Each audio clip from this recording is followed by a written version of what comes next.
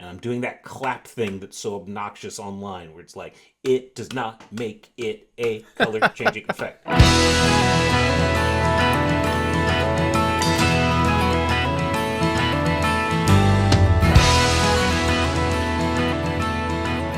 Hello and welcome to JudgeCast. This is episode 357. I'm one of your hosts, Bryan, and I'm joined this evening, afternoon, morning drive to work by the one and only Charles Feather. Hello, hello.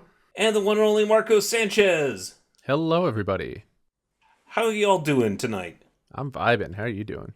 Doing all right. Charles, how you doing? I am present. That is a true fact.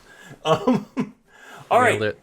So in several past episodes, Charles has said, join us next time when we talk about layers. And then next time we do not talk about layers.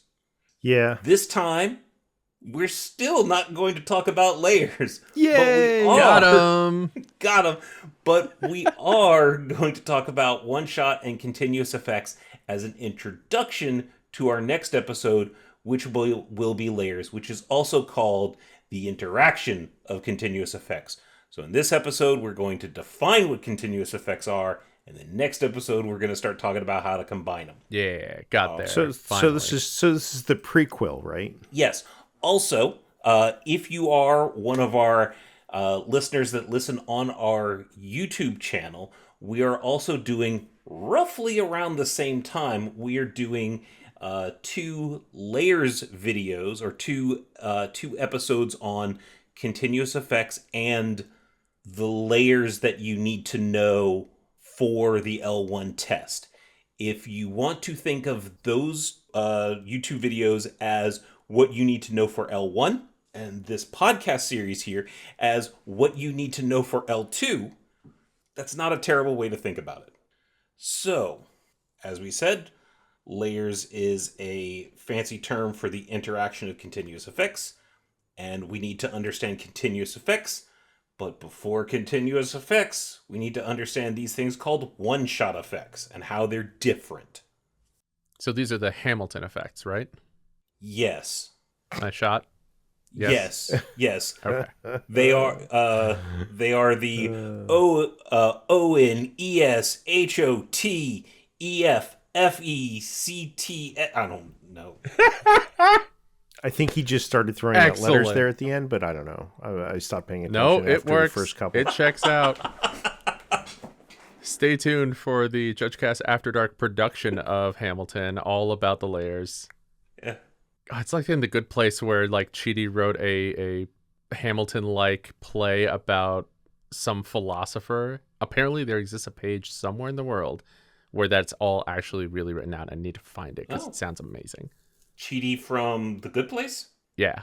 Okay. This is quite literally the only Chidi I know that's not like a magic Chidi face. Yeah, that's the only thing I had, but I haven't seen Good Place. All right.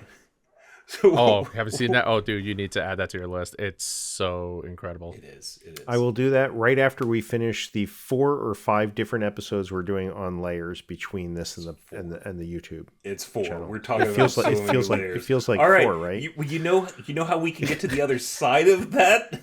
4 episodes talking about layers? By starting? The journey of 1,000 effects begins with one-shot effects. Please. What are they? All right. So one-shot effects are instructions that the game gives you that happen just once and specifically don't have a duration. So they tell you to do something and it just happens, and that's kind of just it. So some examples of this that you might be familiar with are things like dealing damage or destroying a permanent. So when you cast murder on a creature and it says destroy target creature, that act of destroying target creature is a one-shot effect. Can we it resolves, unalive? It does the thing, it's done. We got to worry about YouTube. No, it's literally called murder. It's unalive for one black. It's Muck Duck, the magic card. Dwight's in Magic, right? We can say that now. Yeah, it's Muck Duck. So yes, unaliving, Muck Ducking a creature is a one-shot effect, as is something like creating a token. Realistically, anything that says, do this thing now and then doesn't tell you for how long to keep doing it or to have it be an effect for. Swords to plowshares, one-shot effect. Yeah. Lightning Exile bolt, that creature, gain some life. one-shot Done. effect. Bolt that bird. Yep. Bolt that bird. Yep. One shot. The tap effect of a demonic horde is a one-shot effect. And really, I just came up with that, so Marcus is going to have to go look up that card and put it on the screen.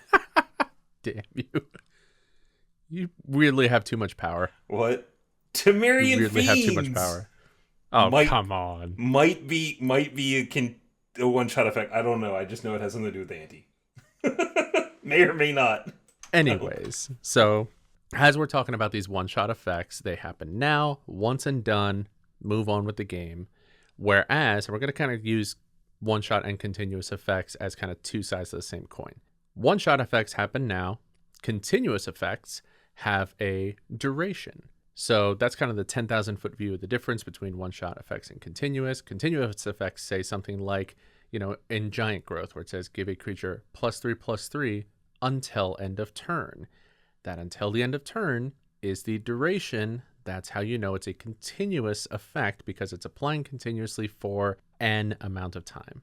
One-shot effects don't. Savvy? Sure. All right.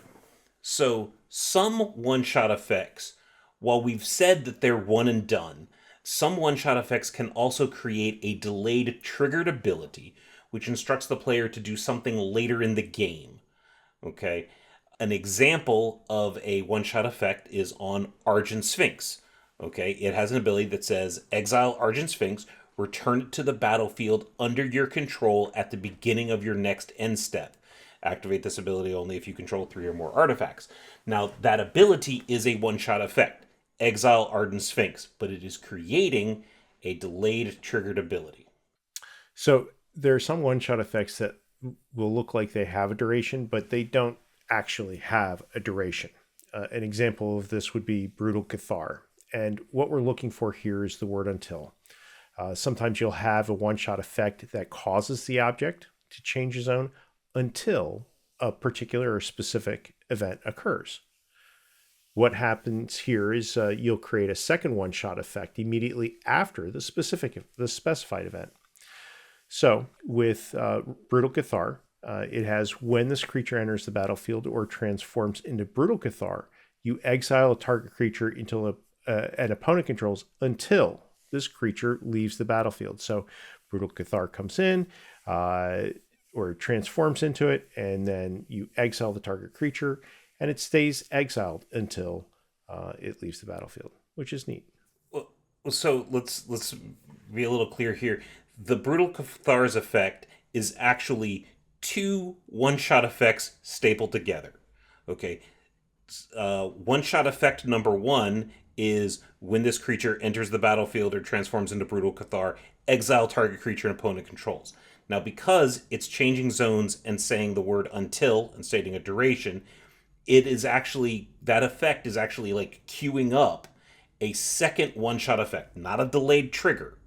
Okay, this is different. It's queuing up a second one-shot effect that happens immediately after Brutal Cathar leaves the battlefield. So there's no daylight between when Brutal Cathar leaves the battlefield and whatever got exiled gets returned. That makes sense. Yeah.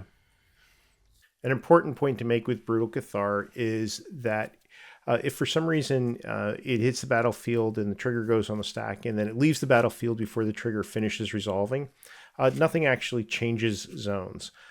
So the until effect does not actually happen. It doesn't do anything. It has to actually be there for it to exile the card. Nothing gets exiled if Brutal Cathar gets immediately bounced. Yeah, if the duration ends, right, i.e. Brutal Cathar leaves the battlefield before the exiling would have occurred, then there is no exiling of the target creature. Yep, it never actually starts. Yeah. Now, this is a new template, and something I wanted to talk about a little bit.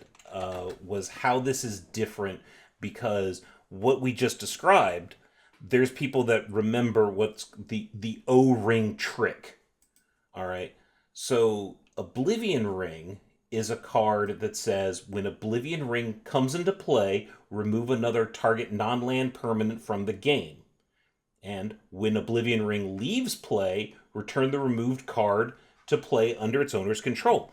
Now, on the surface, that looks an awful lot like what Brutal Cathar is doing, right? Because when Oblivion Ring enters the battlefield, I exile something until Oblivion Ring is gone. Seems very, very similar, right? But are they? Not exactly. What's the difference? So with Oblivion Ring, because each of those pieces of it, the beginning and the ending, are individual triggers, you could technically trigger them separately from each other. And if you're crafty with how you're moving things around and causing Oblivion Ring to enter and leave the battlefield, you can stack the triggers so that the return the exiled card trigger resolves before a card gets exiled in the first place. So then the item will get exiled, or the target will get exiled after the leaves the battlefield trigger resolves, meaning it's just permanently exiled because the Oblivion Ring is now gone. It's no longer there. Yeah. So at that point, you can kind of permanently get rid of something, and it doesn't work the way they originally intended, which is why they updated that templating to have that specific duration. Exile it, set up a one-shot that's going to say when it will return based off of this particular object no longer being on the battlefield. Yep. Now, next up is we've got some one-shot effects cause a permanent to phase out until a specified event occurs. And when we say some one-shot effects, what we really mean is very, very few. But in that particular case, it's kind of the same thing. A second one-shot effect is immediately created after the specified event. Okay, and that second one-shot effect causes all the permanents to phase in. One thing to keep in mind here is that things that phase out until a specified event occur do not phase back in during the turn-based action of things that are phased out phase back in. Like if the phased out until specifies a duration, then they're held in phase out limbo until that actual thing happens.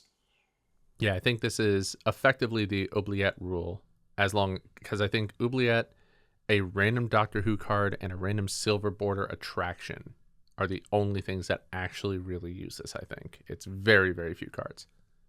So now here's a key thing about where we've been spending a whole lot of time talking about the word until. This is not a special word in the way that when, whenever, and at are used for triggers, or instead points you to the fact this might be a replacement effect. One-shot effects can use the word until. Continuous effects can use the word until. Triggers can use the word until. Replacement effects can use the until. It's until, this magic word, is only special. It has this special rule when used in context of one-shot effect stuff and in the context of changing zones or phasing out. Okay? So until is not one of the magic words. It's just a magic word. Well, I mean, all we're talking about here are magic words. But Hey. right. But it's only in this very specific context. All right. Have we beat the horse on one-shot effects? Well, we did it until. Yes. No, I think so. I do not believe that we have thrown away our shot. Our shot has been expended well. Yeah, well, we only got one of them. So, Truth. So now we want to talk about where we have shots for a period of time. Gatling gun. That's it. Nailed it. Go on. So continuous effects are different than one-shot effects.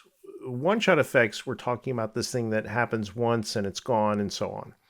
Continuous effects, when they happen, they keep happening and happening until they don't. They modify things over a period of time in the game. They'll modify the characteristics of objects, like power and toughness. They'll modify the control of an object, or it'll affect the actual rules of the game over a period of time. Maybe I don't actually throw out that example without creatures have to attack this turn. Creatures have to attack this turn. Sure, that's great. And it will be either for a fixed or an indefinite period of time. And I know that sounds a little wishy-washy there, but for a moment, it can be fixed in an example where it lasts until end of turn, or it can just be all creatures have +1/+1, or all creatures you control have +1/+1. That's a more relevant example. That effect is going to be there for as long as that card that is giving it that effect is on the battlefield. So these effects, because they happen for a period of time, they can overlap. And that's why we have this thing called the layer system. That's why we worry about the interaction of these continuous effects, because these things can, and I don't want to use the word stack, but just for a second, we're going to use the word stack. And unofficially, I know what stack means and yada, yada. Okay. But these different things can stack on top of each other, and sometimes they butt up against each other, and we're going to have to look at how that all works. Right. If you have an effect that says all red creatures get +1/+1, and you have another effect that says all creatures are black, okay, those are two effects that have an indefinite ending. How do you determine what's going on, and whether your red creatures get +1/+1 and then become black, or become black and then don't get the +1/+1? That is the interaction of the continuous effects. So in this episode, we're just going to be defining what the continuous effects are and the generic rules around them. In the next episode, we're going to start talking about how to combine them to get results. So some continuous effects may be generated by the resolution of a spell or ability, or they can be created by a static ability. We've kind of touched on that a little bit. For example, Bryan mentioned all black creatures get +1/+1. That is a static ability that generates a continuous effect. Now, because they didn't specify a duration. Exactly. For continuous effects that are generated by a spell or ability resolving, they will typically state a duration. Now, if they don't state a duration, then the duration is just until the end of game. You might have seen recently, I believe it was Dr. Connors from the Spider-Man set, says that a creature turns into a lizard, and that's it. It doesn't say a duration. Therefore, that creature that you target with that ability turns into a lizard until the end of game, or at least until it is no longer a creature and goes somewhere else. A lot of times in the reminder text, they will say things like, this effect does not end at the end of turn, or something like that. Keep in mind, though, reminder text is not rules text. It's the fact that the effect didn't specify a duration that really is what's telling you that it's lasting until the end of game. Exactly. Now, on the flip side, sometimes the duration is going to be worded as, quote, for as long as, unquote. Now, this is the continuous effect version of that one-shot effects until wording. So the stuff we were just talking about with Brutal Cathar, this is effectively the same thing, but it's phrased a little differently because it's a continuous effect. So it's going to say for as long as. This is specifying a duration. And kind of like those one-shot effects, if the duration would end before it would actually start, then it doesn't start at all. We never actually do the thing. Very similar to what we've been talking about and going over a couple of times now. Still on continuous effects that are generated by the resolution of a spell or ability, because there's a lot of different ways that can happen and a lot of continuous effects that can apply. So there's a lot of rules regarding that. If a continuous effect changes the controller of an object or modifies any characteristics, like for example, sudden spoiling or bile blight, then the set of objects that is impacted is set when the continuous effect begins.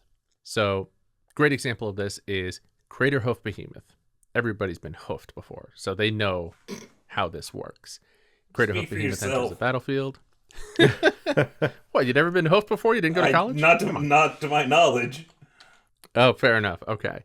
Well, for those of us who have been hoofed, We know that when Craterhoof Behemoth enters the battlefield, its ability says creatures you control gain trample and get +X/+X until end of turn, where X is the number of creatures you control. When that ability resolves, all creatures that are currently on the battlefield, so that set of objects that's going to be impacted by this continuous effect, is set when the ability resolves. So if I cast another creature after Craterhoof's ability resolved, that new creature is not getting the bonus from Craterhoof. It's only the creatures that were actually there in the moment when that ability resolved. That set was fixed as soon as the ability went to resolve. Yeah. Also, this rule also applies to controller of an object. So if I play a card that says gain control of all of Marcos's creatures, that's the actual text on the card. Is Marcos, you're getting called out. Gain control of all of Marcos's creatures, and I play it, and after it resolves, Marcos flashes out a creature. I don't get to scoop that creature up as well, because the set of all of Marcos's creatures was defined when that spell resolved. You have a copy of Marcos's Lament in your deck too? I've got one of those. Yeah. Okay, I know we're joking, but I really, really hope Wizards friends who listen to this, oh boy, I would love to see an unknown card just show up at a MagicCon down the line that happens to be just gain control of all of Marcos's creatures. That would just tickle me to no end. Outstanding. Anyways. So I did want to point out... There should just be a JudgeCast card in those, but hey. Okay, continuous effects that don't impact who the controller of an object is or modify the characteristics of an object is changing the rules of the game. Okay, those can affect objects that weren't around when the effect was generated. For example, an effect that says all creatures must attack this turn if able isn't modifying the characteristics of a creature. It's modifying the rules of the game. So in that particular case, it can force creatures to attack that were played after this continuous effect was generated. Now, the next thing to remember is a continuous effect can have multiple parts to it. Okay, in the Craterhoof example earlier, it has when this creature enters, creatures you control gain a trample and get +X/+X until end of turn. Okay, that has two parts to it. It is giving creatures trample, and it is giving them +X/+X until end of turn. Okay, if a single continuous effect has multiple parts to it, where it does a little characteristic modification and then a little bit of rules changing, those are also each determined separately as well. So if it's all creatures have to attack this turn and or all creatures get +1/+1 until end of turn and have to attack if able, those are handled separately. Okay, meaning the creatures that are on the battlefield, that set is determined and those creatures get +1/+1, but then the rule is modified that affects all creatures, even ones that come in after that didn't get the +1/+1. The little hasty boys. If we're resolving a spell or ability that creates a continuous effect that contains a variable X, such as +X/+X or -X/-X, that a value is determined on resolution. So, for example, we have Liliana of the Dark Realms, and her second ability is target creature gets +X/+X or -X/-X until end of turn, where X is the number of swamps you control. So when that ability resolves, we're checking the number of swamps that we have, and we can choose whether it's +X/+X or -X/-X. And we have 4 swamps, then it's either getting +4/+4 or -4/-4 until the key here though is because it is from a resolving spell or ability that creates a continuous effect, the X is not continuously reevaluated. Right. It's just set the one time. So if more swamps come down, it's not going to change the +X/+X or -X/-X value. Right, but it is setting up a continuous effect. Yes. So it's not a one-shot thing. It's happening at the time, and then it's just remaining that way. If we go to resolve a spell or ability, and that's going to put a non-token permanent onto the battlefield and create a continuous effect along with it, there are different wording options that can happen that will determine how that continuous effect is being used. So if a permanent's put on the battlefield and it states it is characteristic, or it has a characteristic such as it is blue, or it has flying, then those continuous effects apply simultaneously with the permanent entering the battlefield. But if the effect states that it becomes a characteristic or it gains characteristic, then those particular characteristics don't affect the permanent until after it hits the battlefield. So there's a difference between coming in as or coming in and gaining. And we need to understand that there's a difference in what's happening with the mechanics of the game. So if a permanent is put onto the battlefield by an effect stating it is blue and has flying, then it enters the battlefield as blue. It enters the battlefield. When it enters the battlefield, it is blue and it has flying. But if it puts it onto the battlefield and says it becomes blue or gains flying, it's going to enter as a red goblin, and then it's going to become a blue flying goblin, as all goblins really want to be. Yes, Right, flying goblins. Like everybody's in worst your nightmare. heart, all ground-based red goblins want to be blue flying goblins, don't they? Well, they want to fly, and they often do use through the use of catapults and other devices. But I don't know how many of them want to be blue, unless their insides are blue, and that's how they are going to express themselves when they hit the enemy. I don't know. I don't judge. Something balloon brigade. Yeah, that is decidedly not true. You definitely judge. Well, yeah, but points for style, of course. Sure.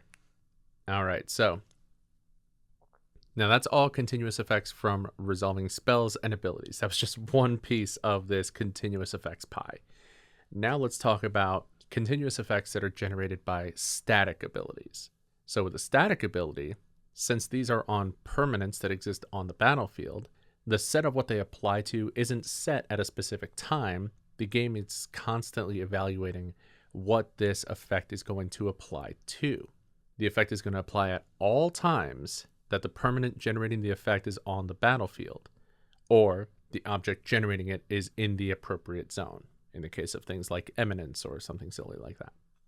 But this means that continuous effects that modify the characteristics of permanents are always applying simultaneously with the permanent entering the battlefield. We don't have it enter and then change, kind of like Bryan was just alluding to. That's never going to happen. It's always going to have that ability. As long as it exists on the battlefield, that continuous effect is going to apply to it. The continuous effect from static abilities.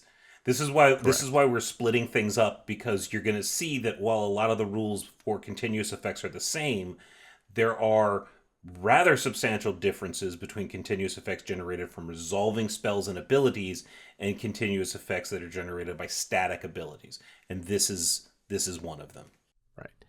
So when we check to see what triggers might apply from when a permanent enters, we're going to treat the continuous effects as always having been there on the permanent. And I think one of my favorite and one of the best examples of this type of effect are slivers. So just about every sliver has a static ability that grants an ability to other slivers. And it's either all slivers or it's just your slivers. It depends on what edition they came out in. Yeah, we're not going to worry too much about that fine detail, but right. More so the fact that they just generate a continuous effect. So Lava Belly Sliver, for example, that has the rules text, silver creatures you control have, quote, when this creature enters the battlefield, it deals 1 damage to target player or planeswalker, and you gain 1 life. So this is a static ability generated by Lava Belly Sliver that will grant this ability continuously to any creatures that exist on the battlefield that can be affected by it. So sliver creatures. So if I were to cast and resolve a Gale Rider Sliver, then that's going to enter with that triggered ability on it, because we always look to see how it will exist on the battlefield, including any continuous effects from static abilities that would apply to it. So that's what makes sure that every one of your slivers shows up and pings somebody appropriately.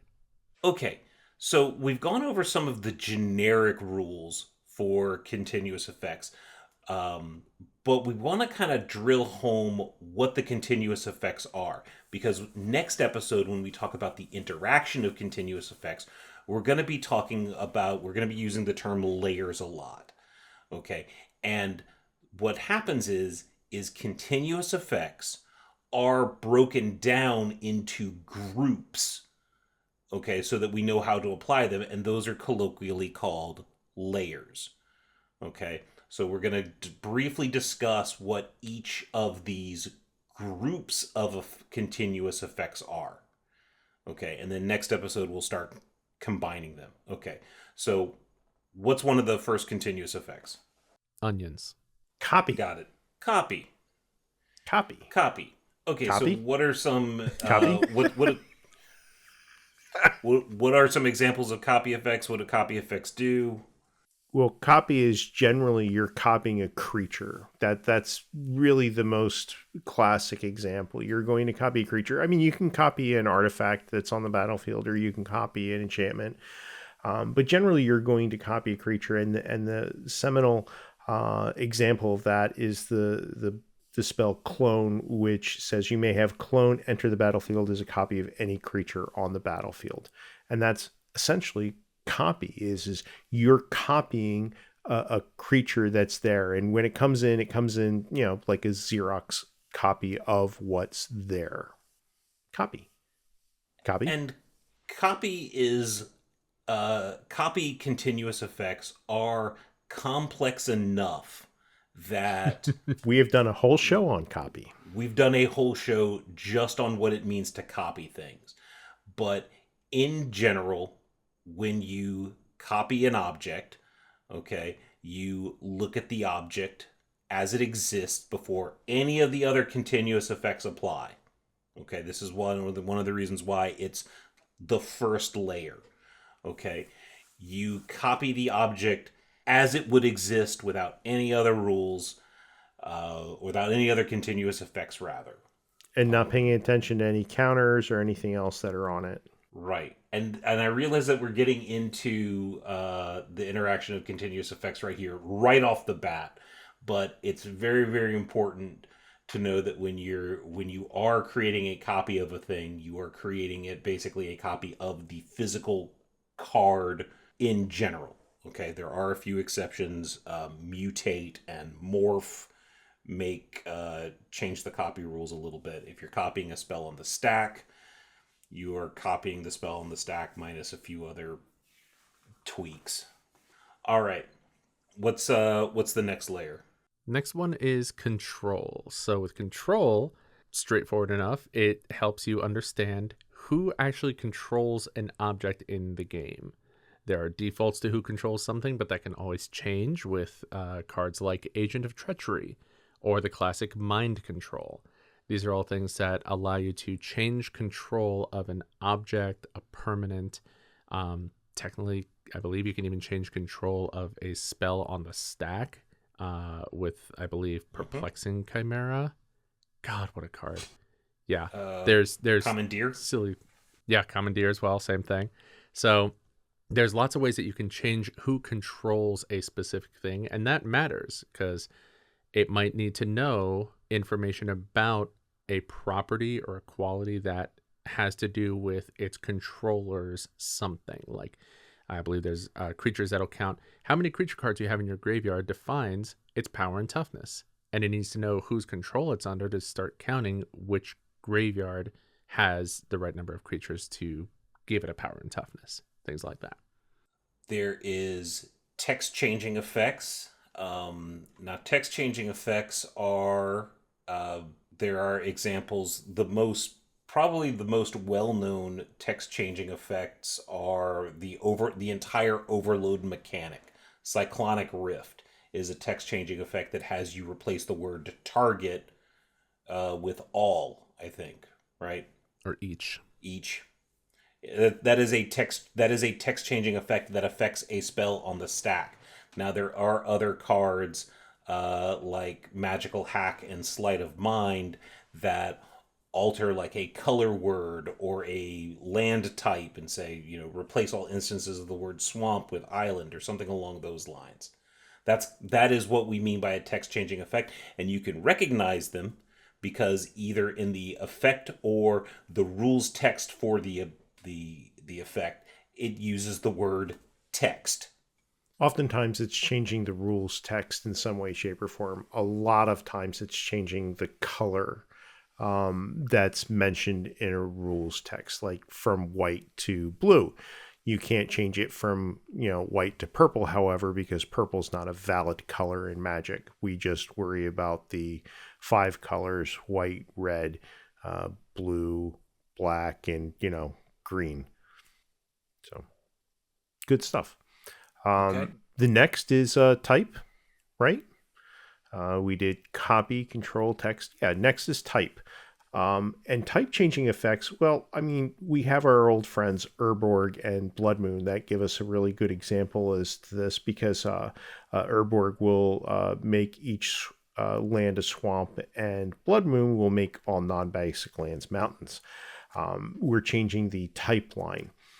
There are other cards that'll do this. Conspiracy, Myosynth Lattice. But basically what we're trying to do is we're trying to change, an artifact to a creature, or we're trying to change goblins to, something not goblin-y, which doesn't sound like as much fun. I don't know.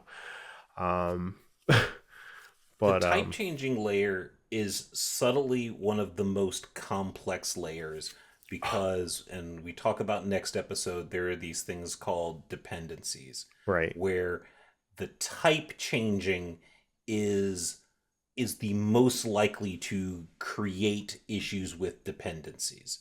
And yeah, for sure. I'll admit, I mean, the thing that trips me up the most is probably when somebody starts inserting type into this type of a into this type of a question. Whenever we start talking about layers, and somebody has a layers question that includes types, my brain generally defaults to I don't know, and I need to figure it out. So it is confusing. Yeah, but the type changing is also probably one of the most likely to affect later layers as well. So type is probably one of the twitchiest of all types, of all continuous effect types, and type changes can be changing a subtype.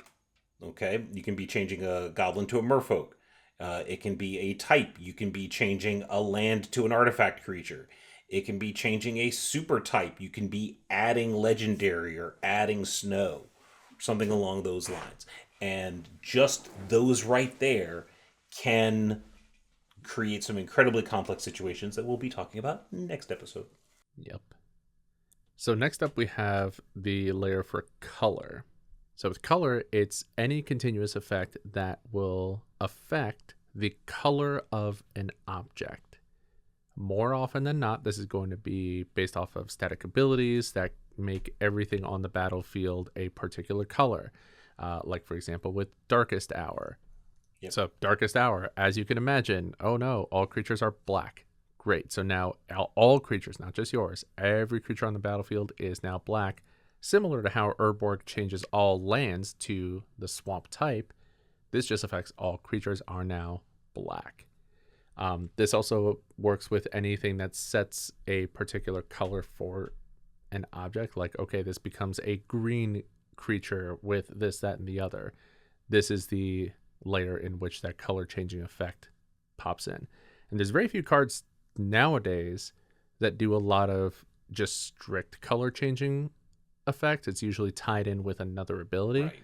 But early in Magic, there were a lot of cards that were just like, okay, that permanent now becomes white. That spell now becomes white. Yep. Like enchanted creature becomes a 1/1 blue legitimate business person or whatever. That's a color changing effect snuck in there. Witness protection, turn to frog, that sort of thing. Yeah, we didn't really mention when we were talking about it, but text changing effects have also kind of become passe. They've stopped using them as much as well.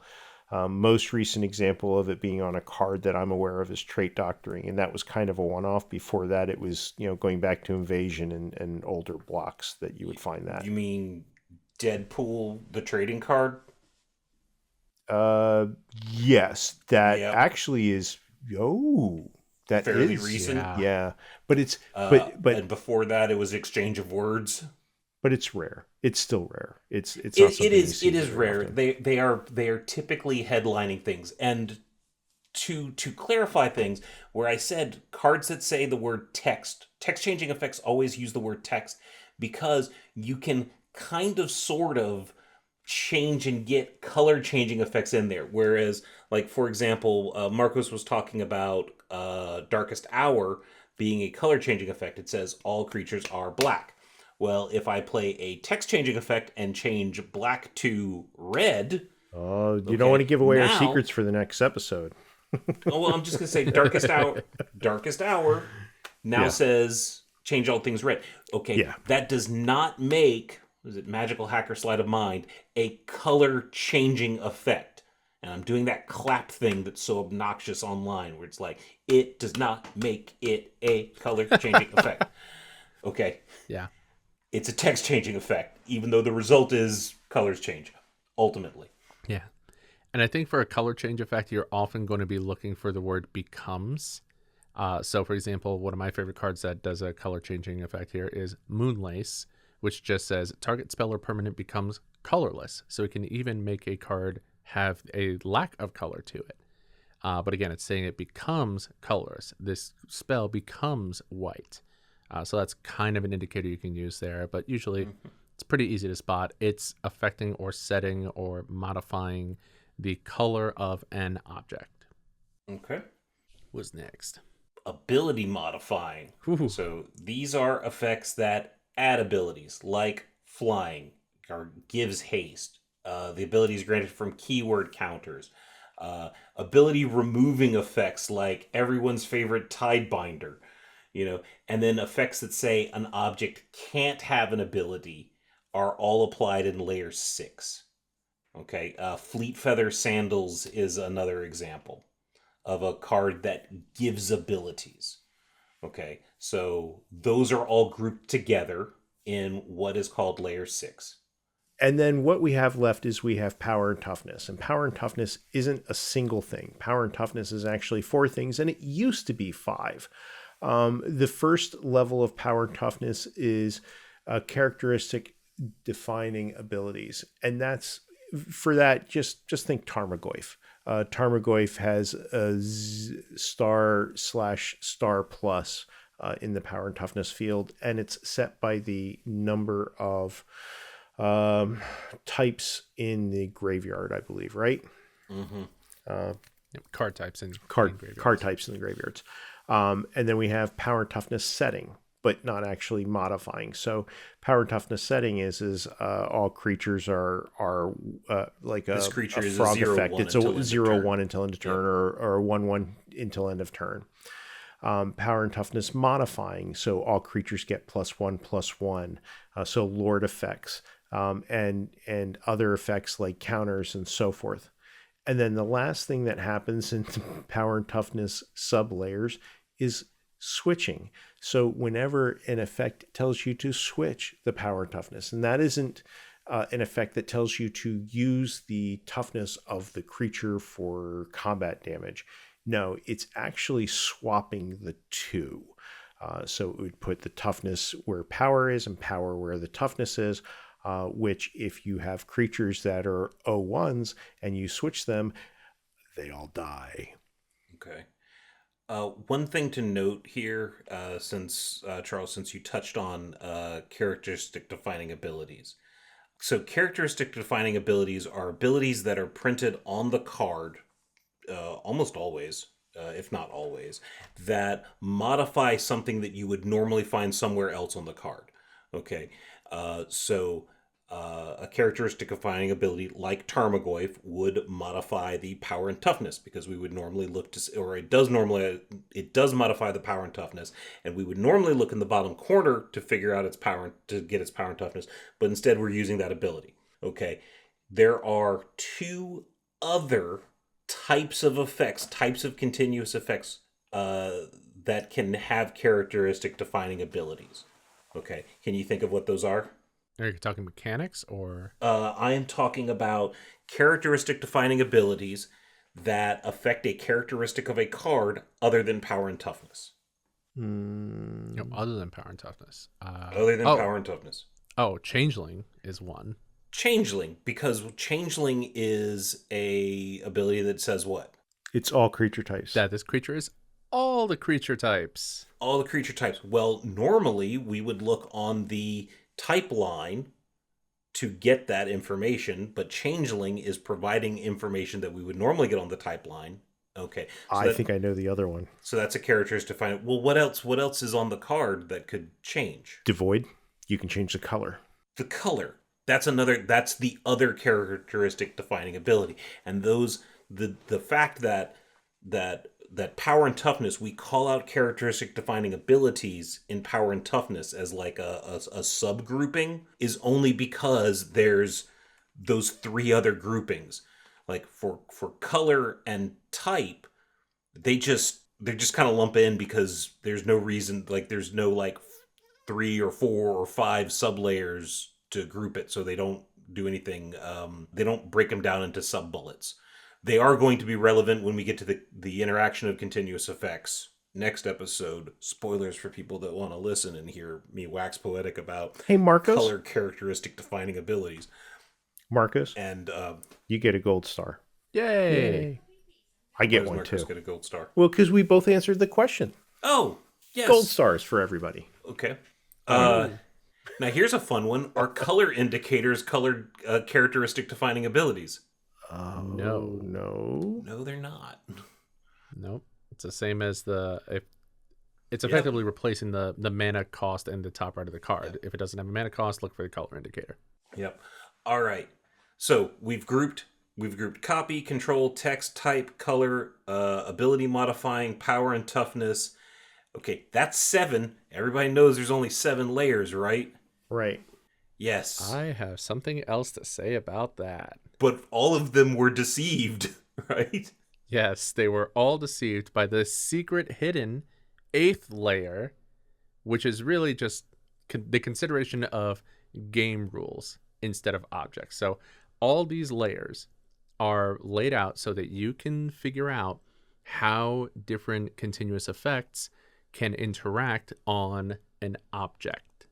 But the game rules are not objects. It's just the rules of the game. So there's kind of a hidden layer here, and really just that you have to consider all game rule changing effects kind of together in one layer themselves. What kind of effects are we talking about here? We're thinking something like Venser's Journal that tells you that you have no maximum hand size, or Jin-Gitaxias that says each opponent's maximum hand size is reduced by 7. These types of game rule effects, also things like Grand Melee or Warmonger Hellkite that all say all creatures have to attack each combat if able. These are just changing the rules of the game, and you have to apply somewhere. So this is kind of where we factor them in, but they don't ever really interact with the rest of the layers unless they're kind of nestled in with another continuous effect that does apply in one of these layers. Yep. All right. So let's talk briefly about how to remember this stuff. So this stuff is going to become the order of these layers. Now we group them and we describe them kind of as like a grouping. Okay. Effects that set power and toughness are different, are categorized differently than things that modify power and toughness. Things that add abilities is different from things that change the text of cards. Okay. And that the order is going to become relevant next episode, but copy, control, text type, color, abilities, power, and toughness, that's kind of hard to remember. Do we have any mnemonics for remembering the order here? Like, how do you folks remember the layer order? The funny thing is, for me, I remember the layer order because I just hear CJ in my head saying the layers all the way through. Like, it's a superpower that he has that he just like remembers them through like straight out rote memorization. And I remember listening back to the older JudgeCast episodes of Layers and hearing him talk about it. And it just like something about the rhythm of it just stuck with me in my head that I can just go, cool. Copy control, text type, color, ability, power, and toughness. Yeah. Charles? There was one. I don't remember what it is anymore because it's lost in the history of time for me. And I just kind of brute force it anymore. But I know that there was something, and I don't remember what it was. I'm trying to find it right now as we're talking. Because there was a little sentence that there was, and it's like all good boys deserve fudge. There you go. No. Here's one of the problems. Any mnemonic that you come up with, okay, you are left with, if you look at the letters, like the first letter, copy, control, text type, you've immediately got CCTT. Great, good. You now immediately have to remember which C is copy, which C is control, which T is text, which T is type. Okay. Blah, blah, blah. So the advantage of mnemonics is normally you use the first letter to kind of help you remember what it is that you're supposed to be doing. But here, copy, control, text, type, they're less helpful. So I personally would recommend rote memorization. Just get some flashcards if you're trying to remember this order. Write it down after we do next episode, and if you actually do some homework, it will come to you. Additionally, realistically, these things are structured so that you can kind of intuitively figure things out. When we start talking about the interaction of continuous effects, like in the example that I was mentioning earlier, where I have a text changing effect that changes the word black on a card to red and says all creatures are black. I change to red. There's really only one way that makes sense. I have a color change. I have a text changing effect and a color changing effect, and if I apply them in one order, it makes sense. If I apply them in another order, it doesn't. Okay, so that helps you infer order, and you can kind of reconstruct. Now, again, next episode we're going to be going over this a lot more. Order is going to become very, very specific, but for now, copy, control, text type, color, abilities, power, and toughness, and then everything else. Yeah. There is a mnemonic that was put out there, and I think I remember CJ actually mentioning this one as well on a way back episode of JudgeCast. The mnemonic he had was cops and cons in Texas type colorful alibis with power. So there kind of guides you just through the words into copy, control, cops and cons. Now you have to remember it still, but it at least helps you with that. Cops and cons in Texas type, colorful alibis being abilities. It can work. That's not how I remembered it, but so you straight up are just remembering copy, control, text type, color. Like that's basically, harder to yes. remember. Depends. It's like with all these Universes Beyond sets and these flavor words that have no actual rules meaning, but they give you a vibe of what you're trying to get here. Same thing. This is flavor mnemonics. I mean, Also, whatever tool gets you there. Way back in the day, there were articles even, and you may, if you have good Google Foo, be able to find them, that talked about something called the layers deck. Literally it was a batch of cards that were put together that had no other purpose than to help you learn layers through working through the interactions of the cards on the battlefield as you were working with them. I still have one somewhere. I literally have mine right next to me that I pulled out for the show. So that's amazing. The bottom line is whatever works for you, but make sure that you find something that does work for you, because you need to learn this and it needs to be a part of your toolkit. All right. Was that fun? Do we have anything else? Actually, yeah. Yeah, it wasn't bad. Layers are not scary. Actually, that's the last thing I want to end on. Oh, for sure. Layers themselves are not actually scary. I know they're kind of like the boogeyman for most Magic judges out there, and everybody likes to trip you up and be like, oh yeah, opalescence humility, la la la. Like, it's fine. If you take some time and just go through the system, it's actually pretty intuitive. And the thing is, with layers in general, you use layers all the time, like all the time.